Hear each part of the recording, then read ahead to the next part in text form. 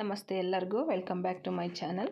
Friends, ಇವತ್ತು ನಾನು ಸೊಪ್ಪಿನ ಖಾರ ಅಥವಾ ಸೊಪ್ಪಿನ ಚಟ್ನಿ ಅಂತಲೂ ಕರೀತಾರೆ, ಇದನ್ನು ಇವತ್ತು ಮಾಡ್ತಾ ಇದ್ದೀನಿ. ತುಂಬಾ ಆರೋಗ್ಯಕರವಾದಂಥ ಚಟ್ನಿ ಅಥವಾ ಸೊಪ್ಪಿನ ಖಾರ ಇದು ರೊಟ್ಟಿಗೆ ಮತ್ತು ಅನ್ನಕ್ಕೆ, ದೋಸೆಗೆ, ಇಡ್ಲಿಗೆಲ್ಲ ಚೆನ್ನಾಗಿರುತ್ತೆ. ಈ ಸೀಸನ್ನಲ್ಲಿ ಸೊಪ್ಪು ಹೊಲದ ಕಡೆ ಎಲ್ಲ ತುಂಬ ಚೆನ್ನಾಗಿ ಬೆಳೆಯೋದ್ರಿಂದ, ಮಳೆಗಾಲ ಆಗಿರೋದ್ರಿಂದ ಸೊಪ್ಪು ಎಲ್ಲ ಕಡೆ ಈಸಿಯಾಗಿ ಸಿಕ್ಕುತ್ತೆ. ಹೊಲದ ಸೊಪ್ಪು ಅಥವಾ ನೀವು ಮಾರ್ಕೆಟಿಂದ ತಂದಿರೋ ಸೊಪ್ಪಲ್ಲೂ ಕೂಡ ಈ ಚಟ್ನಿನ ಮಾಡ್ಕೋಬೋದು. ಈ ಖಾರ ಒಂದು ಸರಿ ನೀವು ಮಾಡಿಟ್ಕೊಂಡ್ರೆ ಒಂದು ವಾರನಾರು ತಿನ್ಬೋದು, ಅಷ್ಟು ರುಚಿಯಾಗಿರುತ್ತೆ. ಇವಾಗ ಮಾಡೋದನ್ನು ನೋಡೋಣ ಬನ್ನಿ. ಇವತ್ತು ನಾನು ಮಾಡ್ತಾ ಇರೋ ಸೊಪ್ಪಿನ ಖಾರ ಹೊಲದಲ್ಲಿ ಸಿಕ್ಕುವಂಥ ಸೊಪ್ಪನ್ನ ತಂದು ಮಾಡ್ತಾಯಿದ್ದೀನಿ. ನೋಡಿ, ಇಲ್ಲಿ ನಾನು ಕನ್ನೆ ಸೊಪ್ಪು ಮತ್ತು ಅಣ್ಣೆ ಸೊಪ್ಪು, ಇನ್ಯಾವುದ್ಯಾವುದೋ ಬೆರಕೆ ಸೊಪ್ಪನ್ನ ತಂದುಬಿಟ್ಟು ಮಾಡ್ತಾಯಿದ್ದೀನಿ. ಹೊಲದಲ್ಲಿ ಸಿಗೋವಂಥ ಸೊಪ್ಪಲ್ಲದೆ ಮಾರ್ಕೆಟಿಂದ ತಂದು ಕೂಡ ಮಾಡ್ಬೋದು. ಈ ಸೊಪ್ಪನ್ನು 3 ಸರಿ ನಾನು ಚೆನ್ನಾಗಿ ತೊಳ್ಕೊಂಡಿದ್ದೀನಿ, ಯಾಕಂದರೆ ಮಣ್ಣಿರುತ್ತೆ. ಚೆನ್ನಾಗಿ ಒಂದು 3 ಸರಿ ತೊಳೆದಿಟ್ಕೊಂಡಿದ್ದೀನಿ. ಹಾಗೆಯೇ ಇದಕ್ಕೆ ಇಲ್ಲಿ ನಾನು ಜೀರಿಗೆ 1 ಟೀ ಸ್ಪೂನಷ್ಟು ತೊಗೊಂಡಿದ್ದೀನಿ. ಹಾಗೆ ಸ್ವಲ್ಪ ಕೊತ್ತಂಬರಿ ಸೊಪ್ಪು, ಬೆಳ್ಳುಳ್ಳಿನ ಒಗ್ಗರಣೆಗೆ ಮತ್ತು ರುಬ್ಬೋದಕ್ಕೆ ಅದನ್ನು 2 ಭಾಗ ಮಾಡಿ ಇಟ್ಕೊಂಡಿದ್ದೀನಿ. ಒಂದು 5 ಹಸಿಮೆಣಸಿನ್ಕಾಯಿನೂ ತೊಗೊಂಡಿದ್ದೀನಿ. 1 ಮೀಡಿಯಮ್ ಸೈಜ್ದು ನಾಟಿ ಟೊಮೆಟೊ, 1 ಮೀಡಿಯಮ್ ಸೈಜ್ದು ಈರುಳ್ಳಿ, ಹಾಗೆ ರುಚಿಗೆ ಎಷ್ಟು ಬೇಕೋ ಅಷ್ಟು ಉಪ್ಪನ್ನು ಇಟ್ಕೊಂಡಿದ್ದೀನಿ. ಇವಾಗ ಒಂದು ಬಾಣಲಿನ ಬಿಸಿಗೆ ಇಟ್ಕೊಂಡು ಇದಕ್ಕೆ 2 ಟೀ ಸ್ಪೂನಷ್ಟು ಎಣ್ಣೆ ಸೇರಿಸ್ಕೊಂಡಿದ್ದೀನಿ. ಇದಕ್ಕೆ ಹೆಚ್ಚಿಟ್ಕೊಂಡಿದ್ವಲ್ಲ 1 ಮೀಡಿಯಮ್ ಸೈಜ್ ಈರುಳ್ಳಿ, ಒಂದು 5 ಹಸಿಮೆಣಸಿನ್ಕಾಯಿ, ಹಾಗೆ ಬೆಳ್ಳುಳ್ಳಿ ಇಷ್ಟನ್ನು ಹುರ್ಕೋಬೇಕು. ಟೊಮೆಟೊನ ಆನಂತರ ಸೇರಿಸ್ಕೊಳ್ತೀನಿ. ಇದ್ರ ಜೊತೆಗೇ ಒಂದು ಅರ್ಧ ಟೀ ಸ್ಪೂನಷ್ಟು ಜೀರಿಗೆನ ಸೇರಿಸ್ಕೊಳ್ತಾ ಇದ್ದೀನಿ. ಜೀರಿಗೆನ ಸೇರಿಸ್ಕೊಂಡ್ಮೇಲೆ ಒಂದು 2 ನಿಮಿಷ ಇದನ್ನು ಸ್ವಲ್ಪ ಕಲರ್ ಚೇಂಜ್ ಆಗೋವರೆಗೂ 2 ನಿಮಿಷ ಮೀಡಿಯಮ್ ಫ್ಲೇಮ್ ಇಟ್ಟು ಫ್ರೈ ಮಾಡ್ಕೋಬೇಕು. ನೋಡಿ, ಇವಾಗ ಫ್ರೈ ಮಾಡಿದ್ದಾಗಿದೆ. ಈ ಟೈಮಲ್ಲಿ ಟೊಮೆಟೊ ಸೇರಿಸ್ಕೊಳ್ತಾ ಇದ್ದೀನಿ. ಟೊಮೆಟೊ ಸ್ವಲ್ಪ ಮೆತ್ತಗಾಗೋದಕ್ಕೋಸ್ಕರ ಉಪ್ಪನ್ನು ಹಾಕ್ಕೊಳ್ತಾ ಇದ್ದೀನಿ. ಉಪ್ಪು ಈಗಲೇ ಹಾಕ್ಕೊಂಡ್ರೆ ಟೊಮೆಟೊ ಬೇಗ ಬೇಯುತ್ತೆ ಮತ್ತು ಚಟ್ನಿಗೆ ನಂತರ ಹಾಕೋ ಅವಶ್ಯಕತೆ ಇರಲ್ಲ. ಇವಾಗ ಟೊಮೆಟೊನ 2 ನಿಮಿಷ ಫ್ರೈ ಮಾಡ್ಕೋಬೇಕು. ಇವಾಗ ಫ್ರೈ ಮಾಡ್ಕೊಂಡಾಗಿದೆ ನೋಡಿ. ಇವಾಗ ಫ್ರೈ ಮಾಡಿದ್ದಾದಮೇಲೆ ಸೊಪ್ಪನ್ನು ಸೇರಿಸ್ಕೊಳ್ತಾ ಇದ್ದೀನಿ. ಹೊಲದ ಸೊಪ್ಪನ್ನ ಹಾಕ್ಕೊಳ್ತಾ ಇದ್ದೀನಿ. ನೀವು ಮಾರ್ಕೆಟಿಂದ ತಂದಿರೋ ಸೊಪ್ಪಾದರೂ ಸೇರಿಸ್ಕೊಂಡು ಈ ಸೊಪ್ಪಿನ ಖಾರನ ಮಾಡ್ಕೊಳ್ಳಿ.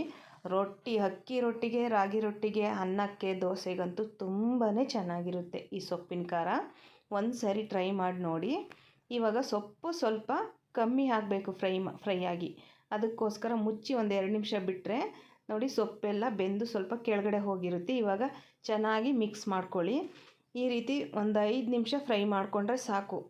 ನೀರೇನು ಸೇರಿಸಬಾರ್ದು, ಇದು ಒಗ್ಗರಣೆಯಲ್ಲೇ ಫ್ರೈ ಆಗುತ್ತೆ. ನಾವು ನೀರು ಸೇರಿಸ್ದೇ ಈ ರೀತಿ ಫ್ರೈ ಮಾಡಿಕೊಂಡ್ರೆ ಸೊಪ್ಪಿನ ಖಾರ 1 ವಾರದವರೆಗೂ ಚೆನ್ನಾಗಿರುತ್ತೆ, ಏನು ಹಾಳಾಗಲ್ಲ. ನೋಡಿ, ನಾನು ಹಾಗೇ ಫ್ರೈ ಮಾಡ್ತಾ ಇದ್ದೀನಿ, ನೀರು ಸೇರಿಸ್ಕೊಳ್ಳಲ್ಲ. ಒಂದು 5 ನಿಮಿಷ ಇದನ್ನು ಮಧ್ಯ ತಿರುಗಿಸ್ಕೊಳ್ತಾ ಮುಚ್ಚಿಬಿಟ್ಟು ಬೇಯಿಸ್ಕೊಳ್ತಾ ಇದ್ದರೆ ಮತ್ತು ಕಡಿಮೆ ಉರಿ ಇಟ್ಕೋಬೇಕು. ಈ ರೀತಿ ಬೇಯಿಸ್ಕೊಂಡ್ರೆ ಸೊಪ್ಪಿನ ಖಾರ ಹಾಳಾಗಲ್ಲ.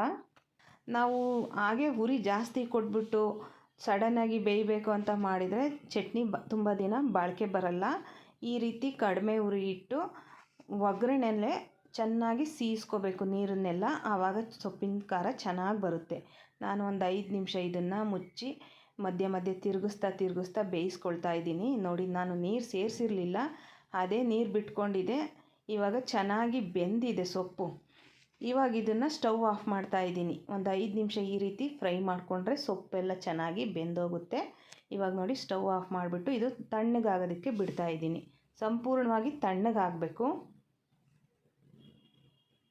ನೋಡಿ, ಇಲ್ಲಿ ಎಲ್ಲ ಫುಲ್ಲು ತಣ್ಣಗಾಗಿದೆ ಸೊಪ್ಪು, ಟೊಮೆಟೊ, ಈರುಳ್ಳಿ ಎಲ್ಲ. ಇವಾಗ ಇದನ್ನು ರುಬ್ಕೊಳ್ತಾ ಇದ್ದೀನಿ. ರುಬ್ಬೋದಕ್ಕೂ ಅಷ್ಟೇ ನೀರು ಸೇರಿಸಬಾರ್ದು, ನೀರು ಸೇರಿಸಿದರೆ ಚಟ್ನಿ ಹಾಳಾಗುತ್ತೆ.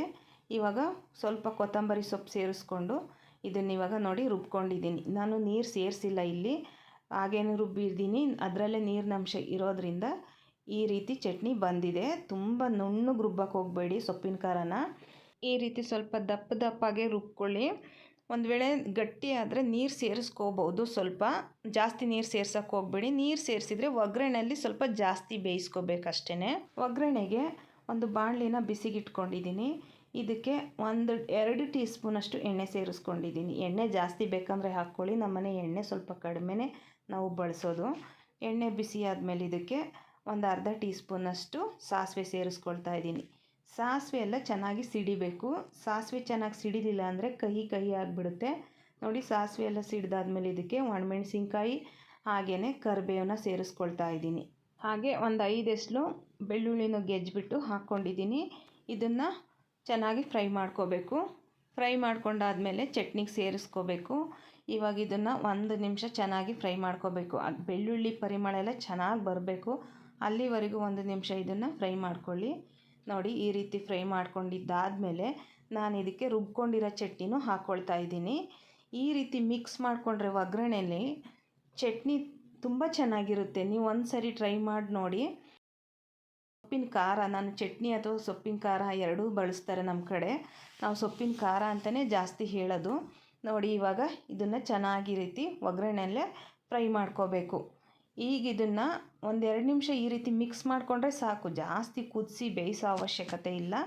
ಈ ರೀತಿ ಫ್ರೈ ಮಾಡ್ಕೊಂಡಿದ್ದಾದಮೇಲೆ ನಾವು ಒಂದು ಬಾಕ್ಸ್ಗೆ ಹಾಕಿಟ್ಕೊಂಡ್ರೆ 1 ವಾರಗಳ ಕಾಲ ಈ ಚಟ್ನಿ ಬಾಳಿಕೆ ಬರುತ್ತೆ. ನಾವು ಫ್ರಿಜ್ನಲ್ಲಿಟ್ಟು ಉಪಯೋಗಿಸ್ಕೋಬೇಕು ಅಂದರೆ 1 ತಿಂಗಳವರೆಗೂ ನಾವು ಒಂದು ಬಾಕ್ಸ್ಗೆ ಹಾಕಿಟ್ಕೊಂಡು ಉಪಯೋಗಿಸ್ಕೋಬೋದು.